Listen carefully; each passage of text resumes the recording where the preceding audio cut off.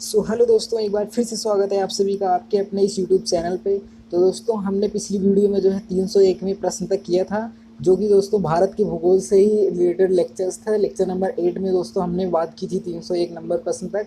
And आज की इस वीडियो में दोस्तों हम बात करेंगे 302 से प्रश्न तक। एंड आज का ये दोस्तों लेक्चर लास्ट होगा भारत के भूगोल से।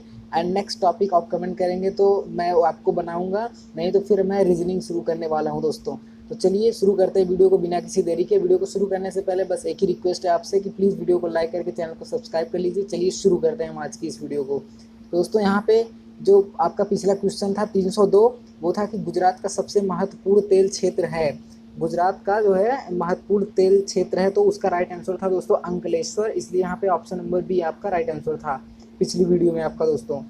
तो यहाँ पे ये राइट आंसर था दोस्तों। एंड चलिए नेक्स्ट क्वेश्चन की बात कर लें दोस्तों। तो नेक्स्ट क्वेश्चन है यहाँ पे आपका जो आज की वीडियो में शुरू है, तो है कि सिंहभूमि झारखंड किसके लिए प्रसिद्ध है। सिंहभूमि झारखंड किसके लिए प्रसिद्ध है। तो दोस्तों यहाँ पे ऑप्शन है कि कोयला, एल्यूमिनियम, या फिर तांबा, या फिर लोहा। तो दोस्तों इसका राइट आंसर यहाँ पे लोहा, इसलिए ऑप्शन नंबर डी आपका यहाँ पे राइट हो जाएगा। चलिए दोस्तों नेक्स्ट क्वेश्चन की बात कर लें, तो है कि नेक्स्ट क्वेश्चन यहाँ पे दे रखा है दोस्तों कि कुद्रेमुख लौह खनिज परियोजना किस राज्य में स्थित है। कुद्रेमुख लौह खनिज परियोजना दोस्तों ऑप्शन है यहाँ पे कि कर्नाटक में, झारखंड में, छत्तीसगढ़ में, या फिर आपका आंध्र प्रदेश में। तो दोस्तों यहाँ पे आपका कुद्रेमुख लौह खनिज परियोजना आपका दोस्तों कर्नाटक राज्य में है, इसलिए ऑप्शन नंबर ए आपका यहाँ से राइट आंसर हो जाएगा।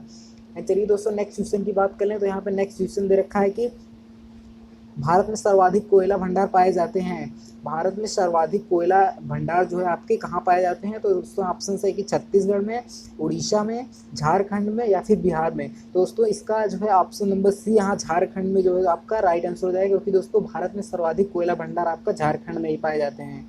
ऑप्शन नंबर सी आपका यहाँ से राइट आंसर हो जाता है। चलिए दोस्तों नेक्स्ट क्वेश्चन की बात करें, तो है कि भारत में खनिज तेल का उत्पादन सर्वप्रथम कहाँ पे प्रारंभ किया गया था।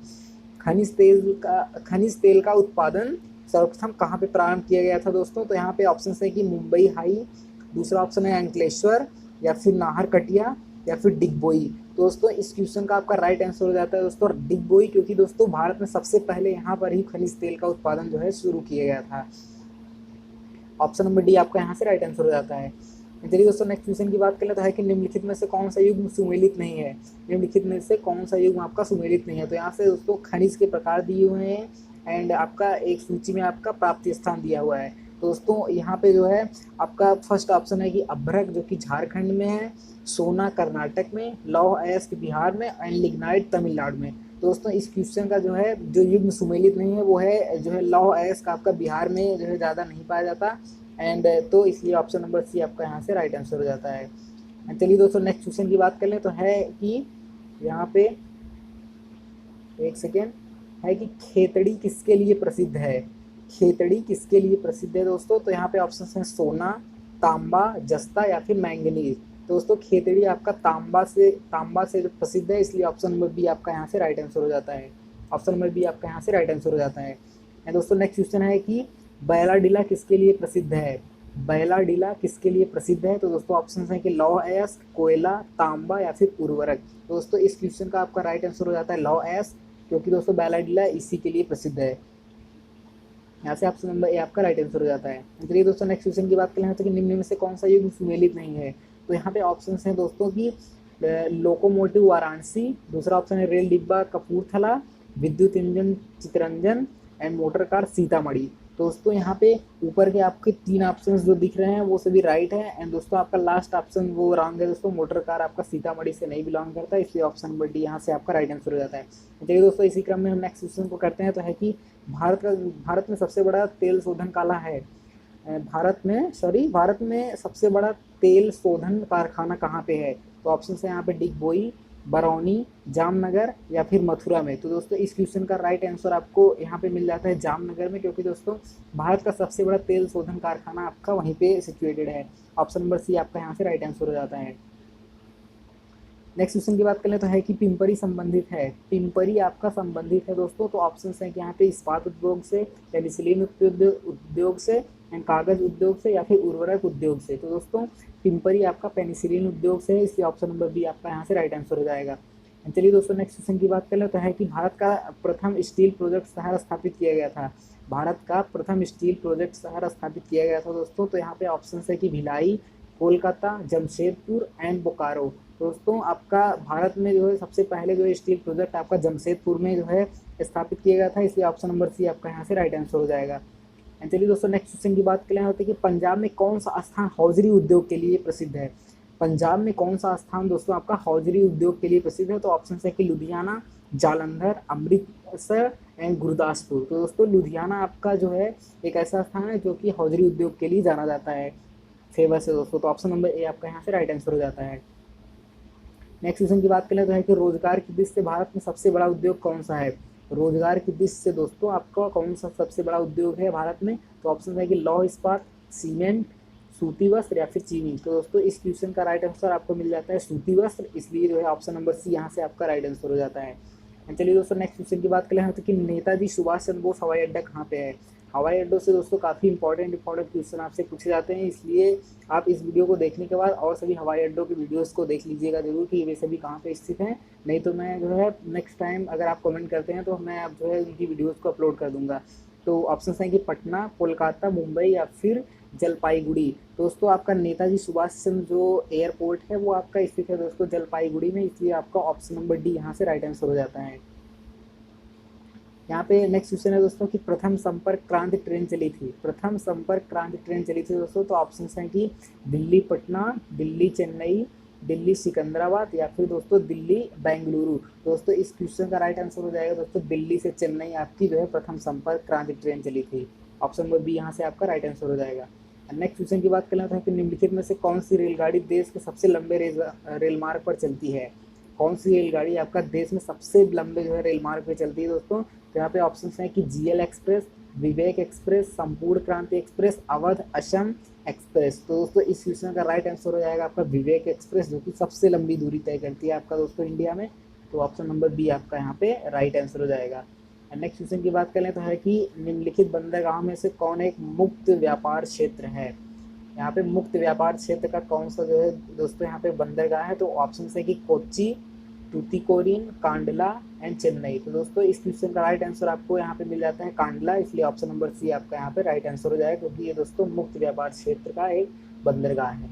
एंड नेक्स्ट क्वेश्चन की बात कर लें दोस्तों, तो यहाँ पे है कि भारत के पूर्वी तट पर प्राकृतिक बंदरगाह कौन सा है। भारत के पूर्वी तट पर प्राकृतिक बंदरगाह कौन सा है दोस्तों। तो ऑप्शन है कि कोलकाता, विशाखापत्तनम, चेन्नई एंड तूतीकोरिन। तो दोस्तों आपका चेन्नई बंदरगाह जो है वो एक दोस्तों पूरा टोटली नेचुरल जो है आपका बंदरगाह है, इसलिए ऑप्शन नंबर सी आपका यहाँ से राइट आंसर हो जाता है। यहाँ पे दोस्तों नेक्स्ट क्वेश्चन की बात करें तो है कि स्वर्णिम चतुर्भुज परियोजना किससे संबंधित है। स्वर्णिम चतुर्भुज परियोजना किससे संबंधित है दोस्तों। तो यहाँ पे ऑप्शन है कि सड़क परिवहन, रेल परिवहन, वायु परिवहन या फिर जल परिवहन। दोस्तों आपका स्वर्णिम चतुर्भुज परियोजना सड़क परिवहन से संबंधित है, इसलिए ऑप्शन नंबर ए आपका यहाँ पे राइट आंसर हो जाता है। नेक्स्ट क्वेश्चन की बात करें तो है कि हिमालय पर्वत श्रेणी की सबसे नवीन भाग है। हिमालय पर्वत श्रेणी की सबसे नवीन भाग है दोस्तों। तो यहाँ पे ऑप्शन है कि बृहद हिमालय, लघु हिमालय, बाह्य हिमालय या फिर सह्याद्री। दोस्तों इस क्वेश्चन का राइट आंसर आपको देखने के लिए मिल जाता है दोस्तों बाह्य हिमालय, जो कि आपका नवीन पर्वत श्रेणी जो है उसके जो है भाग में आता है। तो ऑप्शन नंबर सी आपका यहाँ पे राइट आंसर हो जाएगा। एंड दोस्तों नेक्स्ट क्वेश्चन की बात कर लें तो है कि कौन सी अक्षांश रेखा भारत के मध्य से होकर गुजरती है। कौन सी अक्षांश रेखा भारत के मध्य से होकर गुजरती है दोस्तों। तो यहाँ पे ऑप्शन है कर्क रेखा, मकर रेखा, विषुवत रेखा, आर्कटिक रेखा। दोस्तों इस क्वेश्चन का आपका जो राइट आंसर है वो आपको हमें कमेंट करके बताना है, एंड आप हमें कमेंट करके बताएंगे जल्दी से, नहीं तो आप पूछेंगे कि कौन सा है, तो ऑप्शन मैं आपको वहाँ पे दे दूंगा। नेक्स्ट क्वेश्चन की बात करें तो भारत का कौन सा भू आकृतिक प्रदेश प्राचीनतम है। भारत का कौन सा भू आकृतिक प्रदेश जो है आपका जो है प्राचीनतम है दोस्तों, यानी कि पुराना है। तो यहाँ पे ऑप्शंस दे रखे हैं दोस्तों कि उत्तरीय पर्वतीय पठारी प्रदेश, प्रायद्वीपीय पठार, गंगा ब्रह्मपुत्र का मैदान या फिर समुद्र तटीय मैदान। तो दोस्तों आपका भू आकृतिक प्रदेश जो प्राचीनतम है वो प्रायद्वीपीय पठार है दोस्तों, इसलिए ऑप्शन नंबर डी आपका यहाँ से राइट आंसर हो जाता है। चलिए दोस्तों नेक्स्ट क्वेश्चन की बात करें तो कि हैदराबाद का जुड़वा नगर है। हैदराबाद का जुड़वा नगर कौन सा है दोस्तों। तो यहाँ से ऑप्शन है कि निजामाबाद, साहिबाबाद, आसिफाबाद या फिर सिकंदराबाद। तो दोस्तों इस क्वेश्चन का राइट आंसर है सिकंदराबाद, जो कि हैदराबाद का जुड़वा नगर ही है। एंड नेक्स्ट क्वेश्चन की बात कर ले दोस्तों, तो नेक्स्ट क्वेश्चन यहाँ पे दे रखा है कि भारत का एकमात्र शक्ति मरुस्थल है। भारत का एकमात्र शक्ति मरुस्थल है दोस्तों, तो यहाँ पे ऑप्शन है कि लद्दाख, चंबा, पूर्वी कामेंग या फिर लाचेन। तो दोस्तों भारत का जो है एकमात्र शक्ति जो मरुस्थल है वो ऑप्शन नंबर ए आपका लद्दाख जो है राइट आंसर है यहाँ पे। नेक्स्ट क्वेश्चन की बात करें दोस्तों कि पाकिस्तान की सीमा से लगे भारतीय राज्य कौन कौन से हैं। ये दोस्तों क्वेश्चन काफ़ी इंपॉर्टेंट है कि पाकिस्तान की सीमा से लगे भारतीय राज्य कौन कौन से हैं दोस्तों। तो यहाँ पे ऑप्शंस दे रखे हैं कि गुजरात, हिमाचल प्रदेश, जम्मू कश्मीर या फिर पंजाब। गुजरात, जम्मू कश्मीर, उत्तराखंड या पंजाब, या फिर गुजरात, राजस्थान, पंजाब, जम्मू कश्मीर, या फिर गुजरात, राजस्थान, पंजाब, हरियाणा एंड जम्मू कश्मीर।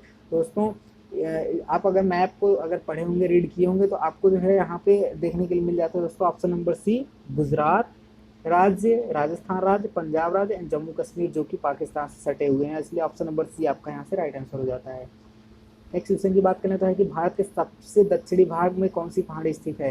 भारत के सबसे दक्षिणी भाग यानी जो कि सबसे ज़्यादा दोस्तों दक्षिणी पॉइंट है आपका, वहाँ पे कौन सी जो है पहाड़ी स्थित है। तो यहाँ पे ऑप्शन की नीलगिरी, कार्डेमम, अनाई या फिर मैकाल। दोस्तों इस क्वेश्चन का राइट आंसर आपको कार्डेमम देखने के लिए मिल जाता है, इसलिए ऑप्शन नंबर बी आपका यहाँ से राइट आंसर हो जाएगा। चलिए दोस्तों नेक्स्ट क्वेश्चन की बात करें तो है कि गारो, खासी और जयंतीय पहाड़ी किस राज्य में स्थित है। ये दोस्तों किसी चौथे या पांचवें लेक्चर में ये क्वेश्चन पूछा गया था। एंड चलिए अब हम भी इसका यहाँ पे राइट आंसर दे देते हैं। तो यहाँ पे ऑप्शन है कि मणिपुर, त्रिपुरा या फिर आपका असम में या फिर मेघालय में। तो दोस्तों ये सभी जो है पहाड़ियाँ आपका मेघालय में स्थित हैं, इसलिए ऑप्शन नंबर डी आपका यहाँ से राइट आंसर हो जाता है। दोस्तों नेक्स्ट क्वेश्चन है कि खैबर दर्रा कहाँ पे स्थित है। खैबर दर्रा आपका कहाँ पे स्थित है दोस्तों। तो यहाँ पे ऑप्शन है कि भारत में, बांग्लादेश में या पाकिस्तान में या फिर भूटान में। तो दोस्तों आपका खैबर दर्रा पाकिस्तान में स्थित है, इसलिए ऑप्शन नंबर सी आपका यहाँ से राइट आंसर हो जाता है। चलिए दोस्तों इसी क्रम में हम नेक्स्ट क्वेश्चन की बात करें तो है कि निम्न में से किस नदी को बिहार का शोक कहा जाता है। देखिए मैं इस क्वेश्चन को आपको बताया था कि ये काफ़ी इंपॉर्टेंट क्वेश्चन है।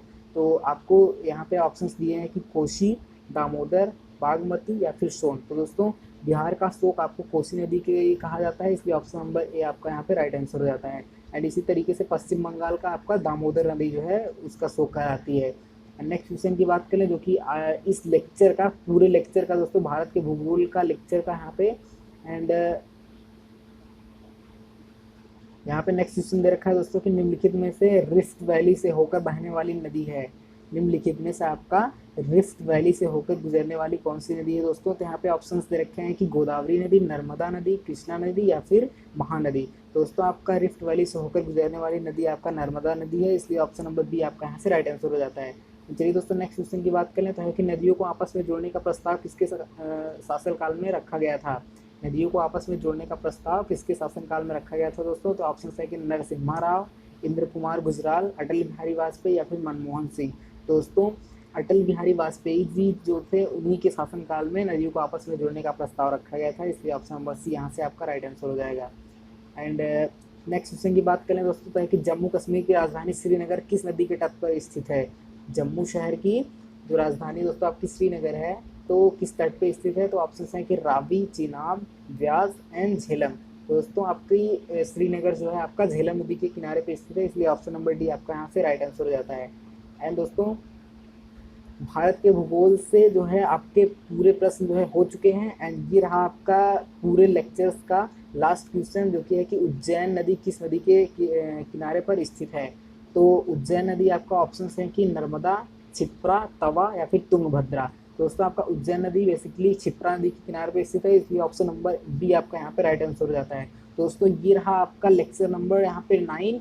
एंड सभी लेक्चर्स 1 से लेकर के 9 तक आपको इसी वीडियो के आप डिस्क्रिप्शन में जाके चेकआउट कर सकते हैं या फिर मेन चैनल पे आपको मिल जाएंगे। वहाँ पे आप प्ले लिस्ट में जाके चेक करेंगे तो आपको भारत का भूगोल करके एक मिलेगा, तो वहाँ पे आप सारी वीडियोज़ को देख सकते हैं। एंड चलिए मिलते हैं किसी हम नेक्स्ट टॉपिक के साथ, तब तक के लिए धन्यवाद दोस्तों। वीडियो को प्लीज़ लाइक करके सब्सक्राइब करिए चैनल, और उन सभी दोस्तों के साथ भेजिए जो कि इन सभी एग्जाम की तैयारी कर रहे हैं बीएड की। तो चलिए आई होप आपको वीडियो इन्फॉर्मेटिव लगी होगी।